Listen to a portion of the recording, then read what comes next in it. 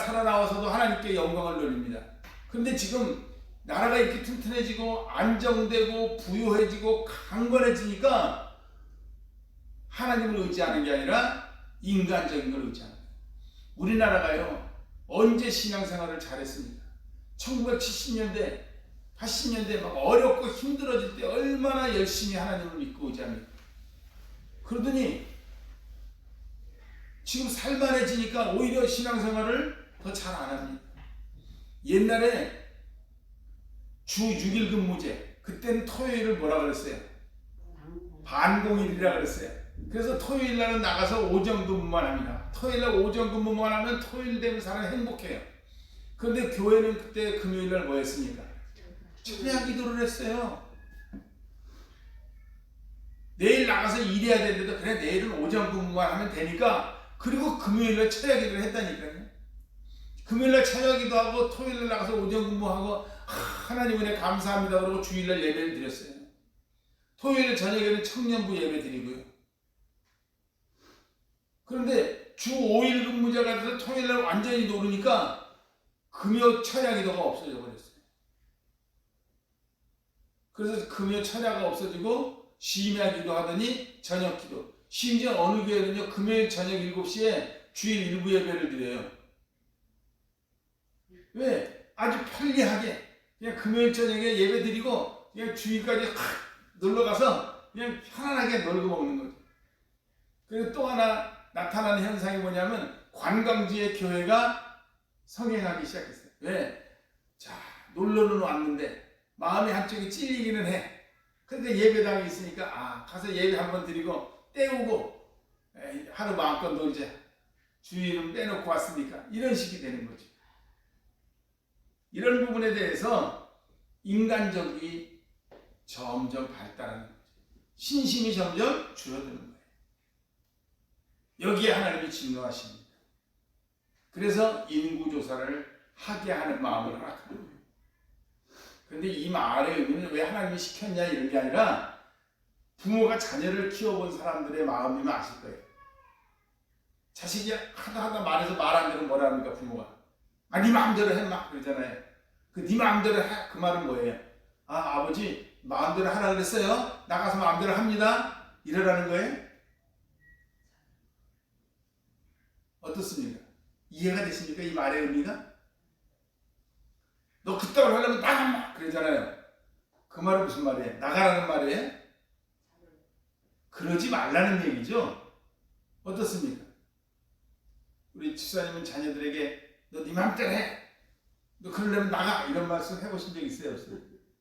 그런 말씀 해보신 적 없어요? 야, 대단하신 분이네. 여기 계신 분들은 전부 훌륭하신 분들만 계셔서 이게 예화가 잘 안 되네. 우리는요, 옛날에 어렸을 때 보면요, 길에 다니면서도 그런 거 많이 봐요. 나가서 엄마가 막 애 야단치면 너 그따위로 시키 나가서 들어가지 마! 그런다고요. 그러나 그 말은 나가서 들어오지 말라는 말이에요? 그런 행동을 하지 말라는 말이잖아요. 하나님이 인구조사를 하게 시키셔서 벌을 내린 게 아니라 바로 하나님의 손길이 너에게 내려서 징계를 하기 전에 돌이키면 좋겠다는 거예요. 그러나 그들은 돌이키지 않고 결국 마귀의 충동을 받아서 죄를 짓고 징계를 받는데, 사람에게 쫓겨다니는 3개월, 기근에 시달리는 7년보다는 전염병을 택합니다. 근데 전염병이 내리는데 하루 사이에 15절 읽어보세요. 몇 명이 죽어요? 7만 명. 정하신 때까지 전염병은 이스라엘에게 내리시니 자가 7만 명이에요. 보리스가까지 백성을 죽인 자가 7만 명이라. 예. 단에서부터 부엘세바까지. 이건 우리말로 표현하기 쉽게 말하면 백두에서 한라까지. 이해가 되십니까? 백두에서 한라까지라고 하는 말은 무슨 말이에요? 한반도 전역에 걸쳐서 그런 말처럼 단은 이스라엘의 최북단이고 부엘세바는 이스라엘의 남단에 있는 도시입니다. 그래서 단에서부터 부엘세바까지라는 말은 이스라엘 전역에 걸쳐서 그런 뜻입니다. 이스라엘 전역에 걸쳐서 하나님이 정한 기한 사흘 동안의 병으로 죽은 자의 수가 얼마? 7만이 죽습니다. 그런데 이 문제가 더 지속될 수 있습니다. 그런데 하나님께서 이제 사자의 손을 거두어서 이제 그만하라 하십니다. 그리고 하나님의 사자가 이제 아라우나의 타작마당 곁에 있는데 다윗이 그 천사를 보고 말합니다. 17절을 한번 읽어보세요. 다윗이 백성을 치는 천사를 보고 곧 여호와께 아뢰어 이르되 나는 범죄하였고 악을 행하였거니와 이 양무리는 무엇을 행하였나이까 청하건대 주의 손으로 나와 내 아버지의 집을 치소서 하니라.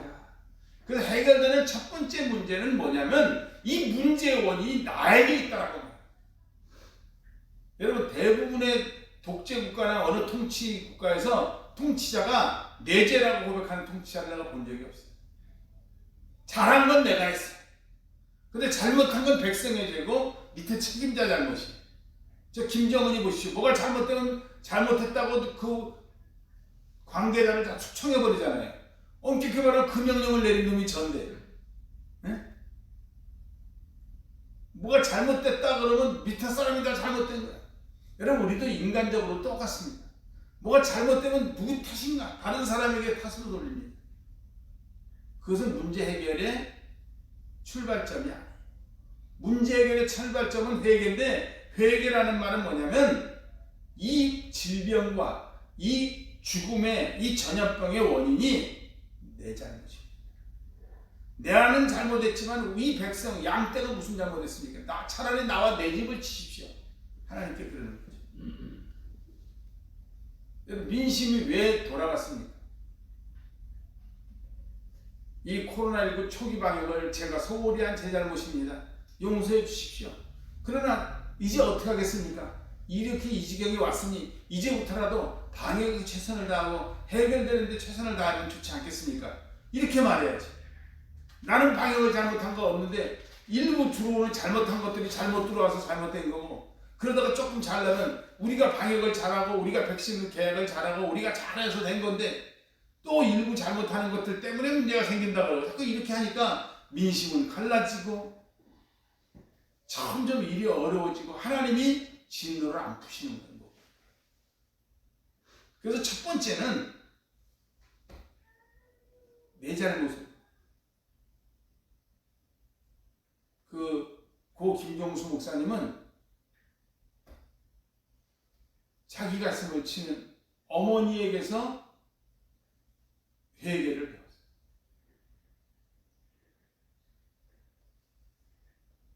그 사랑의 천국방언이라는 것을 그래서 그분이 만들어내셨어요. 그래서 그분이 아드님이 그 목사님이 회개하고 돌아왔을 때 그 어머니가 얘야 괜찮다 다 모르고 그랬는 걸 뭐 감사합니다 고맙습니다. 혹시 권사님 기억나시죠? 네. 권사님 계실 때 부흥 때 한번 모셨었죠. 모르고 그랬는 거. 네, 다 모르고 그랬는 걸 뭘. 그분은 누가 이렇게 물 한 잔만 떠다 드렸대요. 고맙습니다. 감사합니다고 저를 90도 이상해.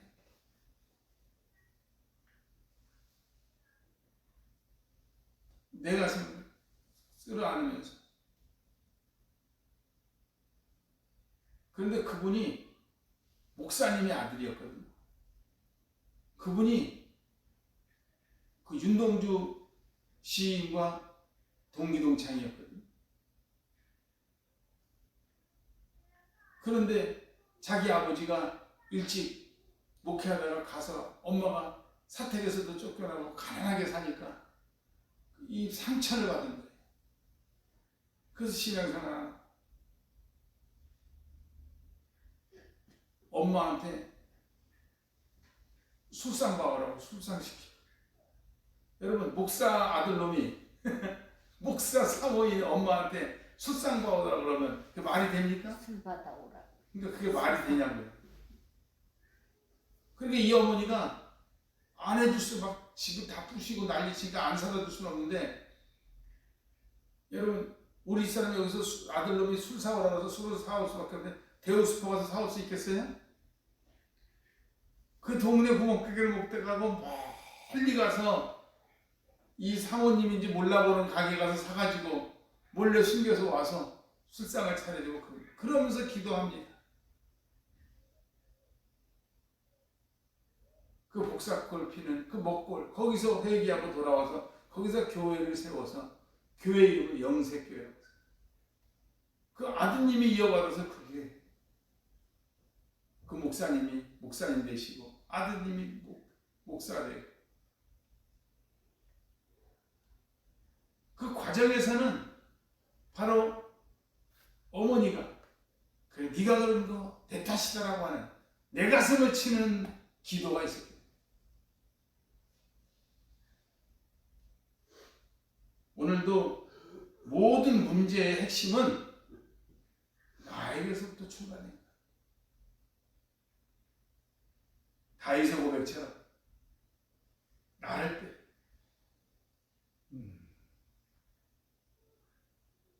청하건대 주의 손으로 나와 내 아버지의 집을 치소서. 이 양무리가 무엇을 잘못했습니까?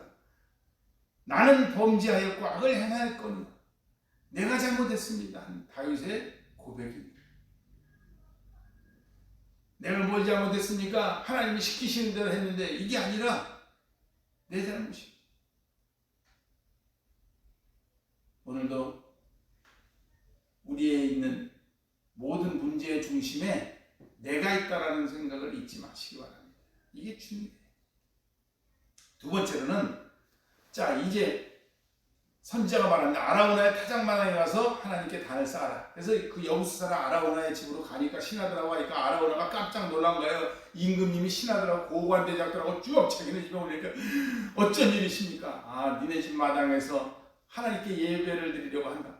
아유 그러세요. 그럼 여기 있는 소 갖다가 재물 삼으시고요. 여기는 이 농사도고 이거 다 드릴 테니까 이걸로 뗄감을 해서 하나님께 제사를 드리세요.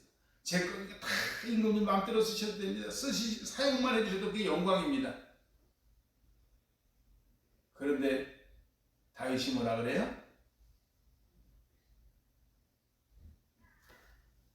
24절 읽어보세요. 다윗이 뭐라고 말하나? 왕이 아라우나에게 이르되 그렇지 아니하다. 내가 값을 주고 내게서 살이라. 값없이는 내 하나님 여호와께 번제를 드리지 아니하리라. 예.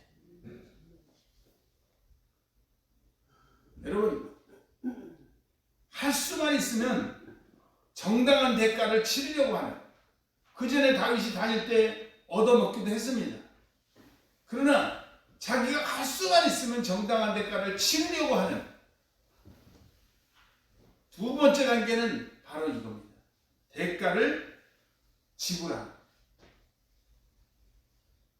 놀랍게도요. 자기가 수고하고 애써서 신앙생활하는 사람들이 신앙생활을 훨씬 잘합니다. 선교 전략에 네비우스 선교 전략이라는 게 있어요. 이건 뭐냐면 네비우스라는 사람이 만들어내는 선교법인데 네비우스 선교 전략으로 해서 교회가 성공한다는 거예요. 그래서 그것이 성공한 데가 한국입니다. 복음이 중국에 먼저 들어왔어요. 근데 중국으로 들어와가지고는 선교사들이 중국 사람들에게 교회도 져주고 다 제공해줬어요. 그런데 교회가 실패했어요. 근데 한국에 와서는 교회가 성공했어요. 물론 후원은 해줍니다. 근데 후원은 해주는데 네비우스 선교 정책은 현지인의 손으로 교회를 짓게 하라는 거예요. 교회를 져주지 않아요. 그래서 여러분 한국에 있는 교회는 외국에 후원을 받고 선교사들이 도움을 받고 열심히 해서 지었지만 주체는 누가 되냐면 우리나라 사람들이 그 어려운 와중에도 시골에서도 초가집에 살면서도 교회는 번듯하게 지었습니다. 100만 원 들여서 지어질 것이면 95만 원을 후원해 주더라도 5만 원의 자기 돈을 들이고 특별히 인력은 자신들이 동원해서 짓게 했어요. 조금이라도 대가를 지불하지 않은 것은요 가치 있게 여기지 않습니다. 그래서 자기 등록금 내고 배우는 애들이요 무료 수강하는 애들보다 훨씬 더 학업 성취도가 높다 그럽니다. 신앙생활 하는 것도 그래서 열심히 특신을 하시면서 일정 분량 수고하고 하는 분들이 훨씬 신앙생활 더 잘하는 이유가 거기에 있는 거예요. 대가를 지불하는. 또 네비우스가 두 번째가 뭐냐면 이 성경을 전에 있는 데도 다 무료로 배포했는데 우리나라에서는 성경을 팔았어요. 그래서 옛날에 전도 부인들을 매서인이라고 했어요. 책 파는 여인. 이 쪽복음을 가지고 다니면서 팝니다. 아니 공짜로 줘도 안 볼 텐데 팔어. 원가가 100원이면 5원이라도 팝니다. 근데 이게 5원이라도 주고 샀으니까 보는 거예요. 공짜로 주면 버리고 허튼 데다 쓸 텐데. 그래서 네비우스 선교 전략을 사용한 데는 다 복음 정착에 성공합니다. 우리나라가 그 대표적으로 성공한 사례예요.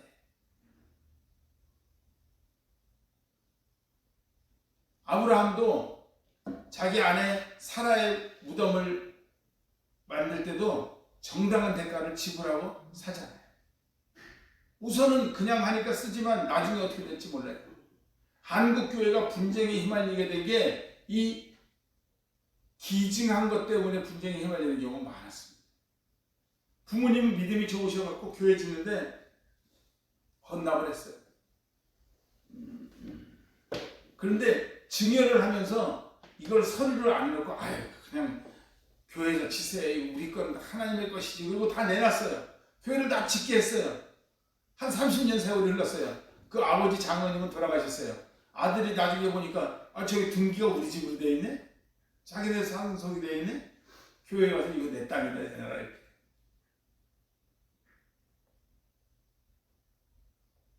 그 당시에 교회가 그래서 미국에서 그게 한때 유행했었어요. 큰 교회가요. 약한 교회에게 증여해서 넘겨주면서 1불에 팔아요. 1불이라도 주면 뭐 한 거예요? 판 거예요. 그래서 그 작은 교회한테 1불에 팔아요.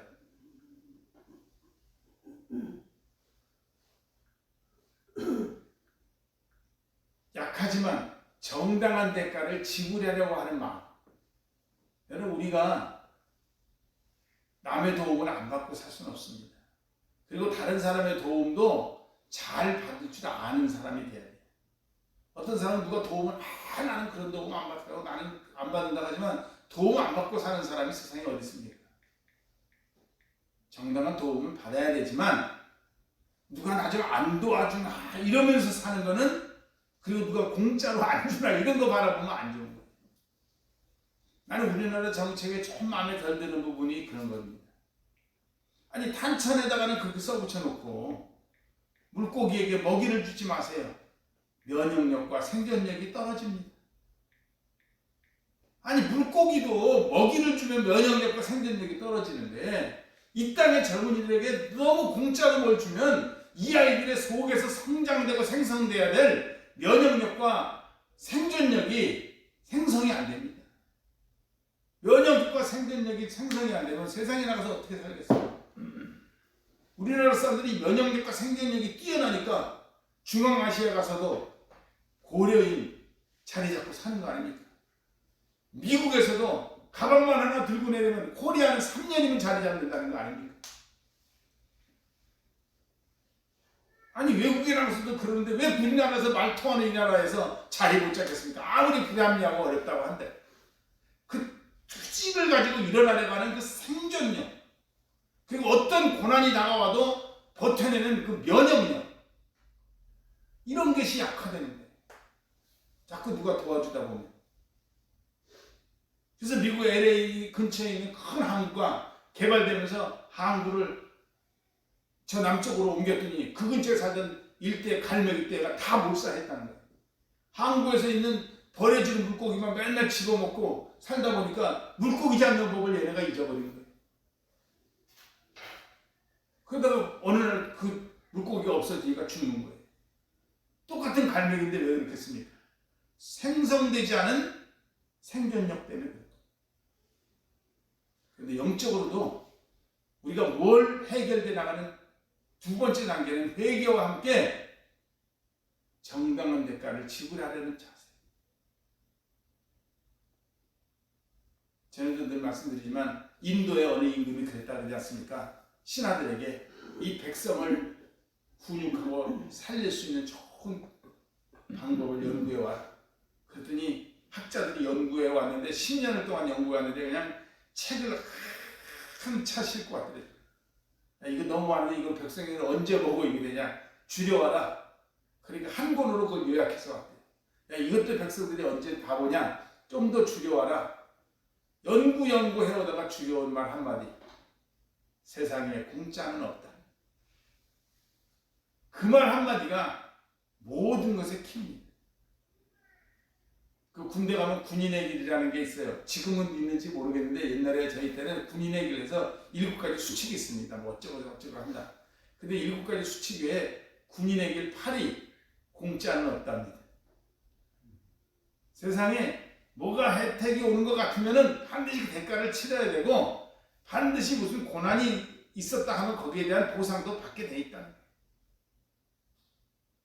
오늘 다윗은 임금으로서 공짜로 사용할 수도 있었지만 그는 그렇게 말합니다. 내가 값을 주고 내게서 살리라. 값 없이는 내 하나님 여호와께 번제를 드리지 아니하리라. 값 없이는 제사도 안 드리라. 예배도 공짜로 드리면 안 된다는 거예요. 그래서 여러분 이스라엘에 있는 세금 중에 남녀노소 가난하거나 부자에게나 모두 이게 똑같이 적용되는 세금이 있는데 성전세. 성전세는 임금도 반세겔, 가난한 사람도 반세겔 반드시 내게 돼 있어요.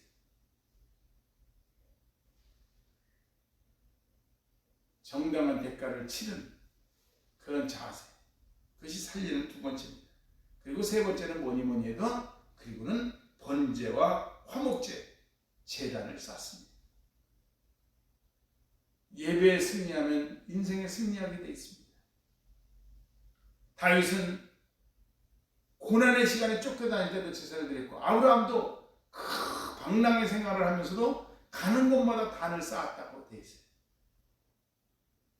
유대인들은 지금도 언제든지 유랑할 준비가 되어 있는 사람들. 왜 언제 또 유랑길을 떠날지 모르는데 유랑을 떠나지만 그들은 항상 준비되어 있는 게 탈무드 그리고 약간의 보석 그리고 지금도 목숨을 걸고 지키는 게 안식일.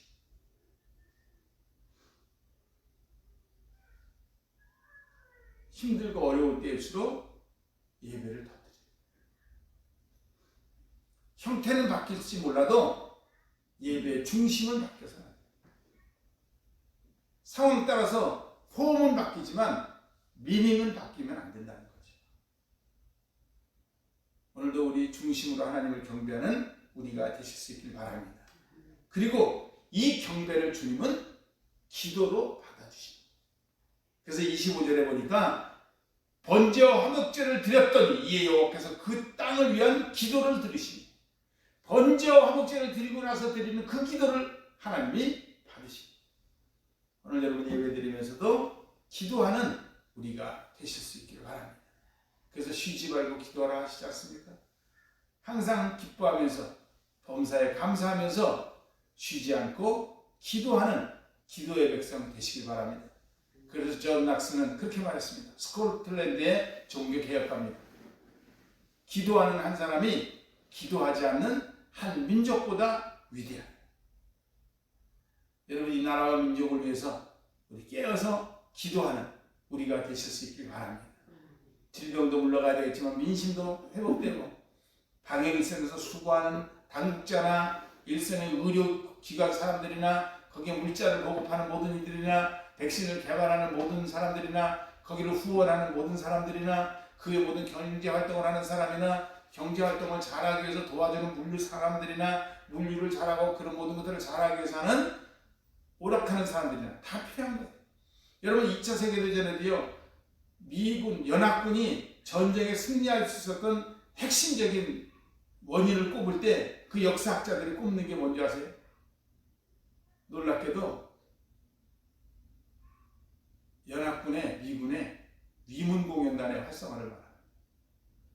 전쟁의 내일이 어떻게 될지 모르는데 여러분 그게 중요합니까? 그런데 그때 와서 일선에 와서 그 위문공연단들이 쿵짝쿵짝 노래하고 춤추고 하루 동안 합니다. 그 힘으로 나가서 전쟁에 승리한다는 거예요. 세상에 어느 때인데 딴딴 아들이 저러고 다녀 그게 아니라 그것도 필요한 거예요. 그 힘으로 여기 가서 사는 겁니다. 여기서 에너지를 충족받고 여기서 스트레스를 해소하고 그래서 모두가 필요한 이 시대 그 모두를 위해서 우리는 기도해야 돼요. 모세의 손이 올라가면 여호수아의 군대가 아말렉을 이기고 여호수아의 군대가 모세의 손이 내려간과 동시에 패배했잖아요. 이런 원리를 생각하면서 오늘도 예배와 함께 기도드리는 우리가 되실 수 있길 바랍니다. 그러나 우리가 아무리 한다고 한들 내 행위에 의해서 되는 건 아닙니다. 하나님이 내리시는 재앙을 그치시고 기도를 들으시고 예배를 받으셔야 돼요. 오늘 여러분 하나님의 말씀에 순종해서 주님께 나오지 않았습니까? 이제 우리 주일절 6번째 주일을 맞이하지 않습니까? 이제 곧 사순절로 들어갑니다.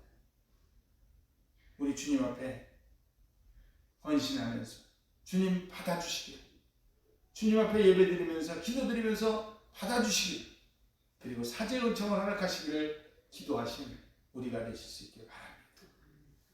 주님이 내리실 이 땅에 전염병이라는 재앙이 오늘 이스라엘에 그쳤던 것처럼 그치기를 소망합니다. 기도드리겠습니다.